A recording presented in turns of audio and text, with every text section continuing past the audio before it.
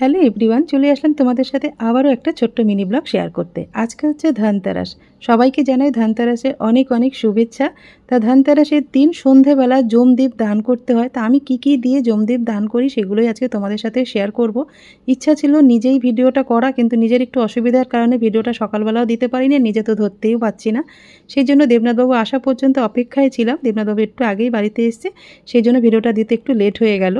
জমদীপ দান করতে গেলে সন্ধেবেলায় মেন দরজার সামনে ভালো করে ধুয়ে মুছে পরিষ্কার করে দক্ষিণ মুখ করে কিন্তু প্রদীপটা জ্বালাতে হবে, মানে চার দিশায় যেন প্রদীপটা জ্বলতে থাকে। যমদেবকে আহ্বান করে তাকে হাত জোর করে বলবে সংসারে যেন কারো অকাল মৃত্যু না হয়, সেই কামনা করেই কিন্তু প্রদীপটা জ্বালাতে হয়। তা জমদীপ জ্বালাতে গেলে কিন্তু চার কোনায় এরকম একটা প্রদীপ নিয়ে নেবে, প্রদীপের মধ্যে চারদিকে চারটে সলতে, তার মধ্যে দিয়ে দিলাম ভর্তি করে সর্ষের তেল। সর্ষের তেলে কিন্তু অবশ্যই জ্বালাতে হবে। তারপর তেলের মধ্যে দিলাম কালো তিল, সুপারি, একটা কড়ি আর 1 টাকার কয়েন।